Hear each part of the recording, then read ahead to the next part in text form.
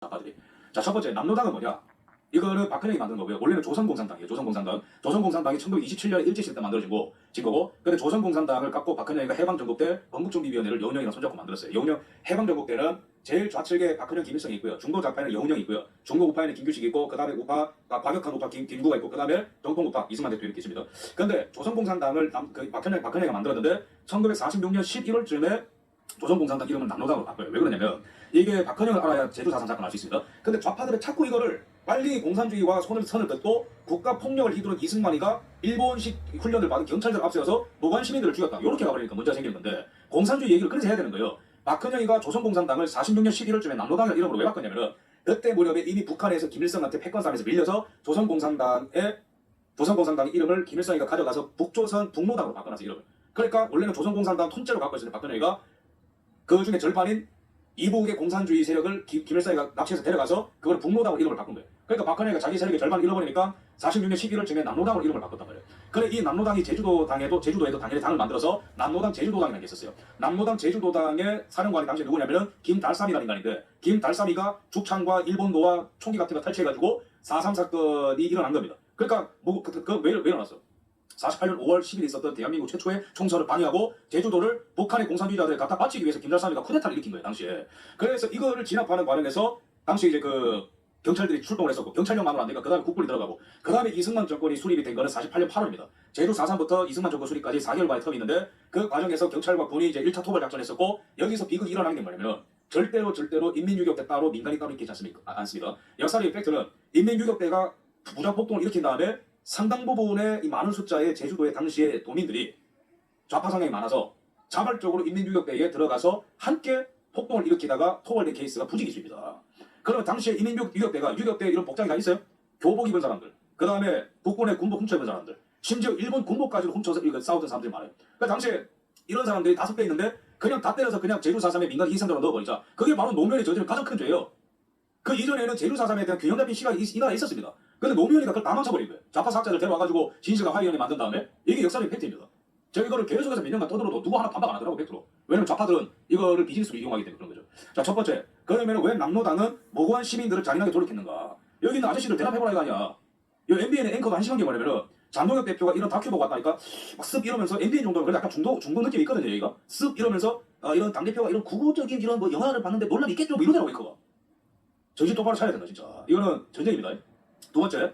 당시 제주도민들은 왜 공산화운동에 참여했는가? 제주도의 역사를 알아보라고. 제주 4.3은요. 그 전에 조선시대 때부터 제주 역사를 알아야 돼. 왜 여기에 외지인에 대한 반감이 심했는지, 왜 특히 공산주의자들의 선동이 심했는지, 왜 그렇게 문맹률이 높았는지 거기서부터 차근차근 접근해야 제주 4.3의 그 아픔을 치료할 수 있다고. 자, 세 번째. 왜 제주도 남로당 인민유격대 토벌에 3년 이상의 소요가 됐을까요?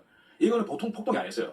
제주 4.3이 일어난 건 48년이지만은 이게 마지막 유격대가 토벌되는 게 51년인가 50년인가 그래요. 6.25 전쟁 와중에 토벌된다고. 마지막 인민유격대가. 그만큼 뿌리 깊이 파고들어서 이 당시 인민유격대와 그 다음에 그 도민들이 하나가 되어서 중산간 지역에 산단하게 숨어가지고 몇 년 동안 게릴라 활동을 했다고. 공산주의 활동을 위해서. 공산주의 이념을 위해서. 그래서 오래 걸린 겁니다. 자, 네 번째. 김달삼을 비롯한 남로당의 수뇌부들은 왜 월북했나?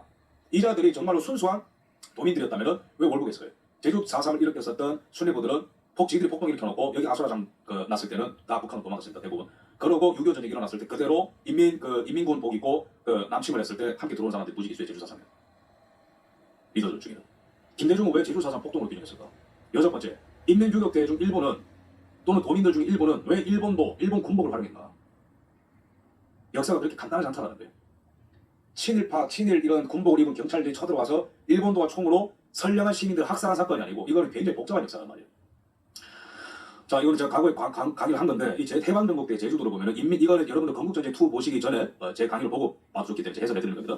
옆에 제 사진을 못 잡아서 좀 이중으로 겹쳐 보이는데요. 글자를 보시면 됩니다. 인민해방 시기 인구가 제주도가 해방될 시기에 45년 8월에 그 해방될 시기에 인구가 22만이었는데 1년 뒤에 28만으로 이제 늘어나고요. 그 와중에 좌파들이 많이 들어온 겁니다. 그 다음에 반외세적인 성향이 강했습니다. 조선시대 일제시대 거치면서. 그 다음에 이제 그 전라도 일부였어요. 원래는 제주도가. 그래서 많이 차별당했고 조선시대 때부터. 그래서 조선 시대 때 육지에 온 사람들, 육지것들 이러면서 굉장히 욕도 많이 올렸습니다. 말씨도 많이 다르잖아요. 높은 문맹률. 제주 전체의 문맹률 46년의 문맹률이 70%에 달했습니다. 그러니까 당시에는 이 공산주의자들의 선동이 왜 잘못했냐면은 미국 당시에는 서양 귀신들이 무슨 뭐 조선 사람들을 뭐 잡아먹는다든지 뭐 이런 어떤 음흉한 뭐 이런 어떤 괴소문들 또는 이승만이 무슨 뭐 미제 앞잡이라든지 뭐 미국으로 뭐 도망갔다든지 뭐 이런 것들이 막 선동이 엄청 잘 먹히는 거예요. 그러니까 이제 좌익 선동 같은 게 굉장히 잘 먹혔다. 이런 걸 또 우리가 상식적으로 알아야 되고요. 해방 후에 제주도민은 대체적으로 좌익 성향이었습니다. 도민 80%가 좌경화된 상태고요. 남로당 회원만 하더라도 이미 6만 명이 있는 상태였어요.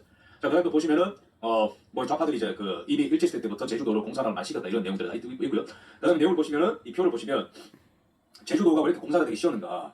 미군정의 사령관이 제주도에 이 보면은 스타우트 소령이 제주도에 들어오기 전에도 이미 45년 10월경에는 조선공산당의 전남도당 제주도당이 이 제주도 지부가 제주도 지부위원회가 이미 발족이 됐어요. 그러니까 박근영 계열의 공산주의자들이 이미 미군정보다 훨씬 더 여기서 매기를 떨치고 있었고, 그죠? 이런 트렌드를 알아야 됩니다. 그 다음에 이승만 계열의 대한독립축성국민 이 독촉 제주도 지부는 뒤늦게 만들어졌다. 이걸 알아야 되고요. 그 다음에 이 남로당에 소속돼 있는 박경훈이라는 자가 인민투쟁위원장이었는데 이 사람이 제주도의 도지사로 부임하게 됩니다. 그 다음에 이 통계를 보시면은 어마무시하죠. 도지사 박경훈, 남로당 인민투쟁위원장, 제주읍장, 남로당의 부위원장, 각 위원장들, 남로당의 투쟁위원들, 그 다음에 국방경비대 이런 사람들 국방경비대 같은 경우에도 당시에 제주도에 있었던 군대인데 여기는 경찰의 반감을 갖고 공산주의자들이 많았다. 그 다음에 순경 한 명목에 1만원, 경사 2만원, 경위 3만원 이런 식으로 현상금을 걸 정도로 굉장히 급진적이었고 그러면은 이서 간단합니다. 이 제주도는 사실 극성맞은 좌파들에 의해서 선동이 많이 되었고 외지인들에 대한 외국인들에 대한 반감이 굉장히 강한 문맹률이 높은 제주도 도민들을 선동을 시켜서 많은 사람들을 공산주의자들로 만들어놨고 그 다음에 미군정과 우파 조직이 들어왔는데 이미 때는 늦었고 그 다음에 제주도의 각 지역과 지구들은 이미 남로당의 위원장들이 다 자리를 꿰찬 상황 속에서 박헌영의 권력이 약해지고 그죠? 이런 상황 속에서 48년 5월에 총선을 방해하기 위해서 타이밍 보세요. 한 달 전인 48년 4월에 무장폭동을 제주도 남로당의 유격대원들이 일으키고 선거를 방해하고 그래서 제주도는 48년 5월 10일 총선 못 치렀잖아. 제주도만 뺑 맞춰가지고 경찰들 목 잘라 죽이고 그 다음에 경찰 가족들 선거관리위원 선거 그 당시에 사무직에 있었던 사람들 가족들 체포해가고 임산부 칼로 찌르고 죽창으로 찌르고 꽁말까지 죽이고 그게 바로 제주 4.3의 출발입니다. 그 귀신 같은 일들을 제압하기 위해서 군경이 강력하게 진압작전을 실시했고 거기에 민간인들이 많이 섞여 있으니까 안타깝게 민간인 피해자가 상당수가 나온 거죠. 이게 제주 4.3 진실입니다. 이런 그 한자로 되어 있는 이런 책들을 통해서 제가 연구를 막 했는데 깜짝 놀랄 만한 역사 팩트가 많아요. 일본 군복 차림의 유격대원들, 공산주의자들 말하는 겁니다. 구현대는 당시에 제주도에 있었던 그 군대고요. 구현대 제복을 입은 유격대. 그러니까 피가 식별이 안 나. 힘들다는 겁니다. 경찰 제복을 입은 유격대까지, 민간 복장을 입은 유격대까지, 일본인 농민 10,000명까지 동원이 되었다. 뭐 난리입니다. 그죠? 이런 것들을 우리가 역사 팩트로 알아야 되는 거고. 그 다음에 제주 사상 같은 경우에는 순진무구하고 죄 없는 사람들을 이승만 대통령이 국가폭력을 휘둘렀다는 정답 그 이야기를 넥티브를 만들기 위해서 47년 3월 1일에 3.1운동에 나섰던 사람들을 당시에 경찰들이 무자비하게 진압을 하면서 반감이 커졌다. 그래서 이분들이 반정부 성향이 생길 수밖에 없었다. 이런 식으로 사기를 치는데 설민석 같은 경우는 그렇죠. 47년 3월 1일에 이러한 3.1 정세를 개성하기 위해서 제주도민들이 평화롭게 시위를 했는데 이걸 일본식 교육을 받은 경찰들이 깔아뭉개서 반정부 성향이 강해져서 제주 4.3이 뭐 불가피하게 일어났다. 뭐 이런 얘기하는데 이것도 다 틀린 거고요. 당시에 47년 3월 1일에 3.1 시위가 있었는데 이 내용은 단순히 어떤 독립정신을 개성하겠다 그런 내용이 아닙니다.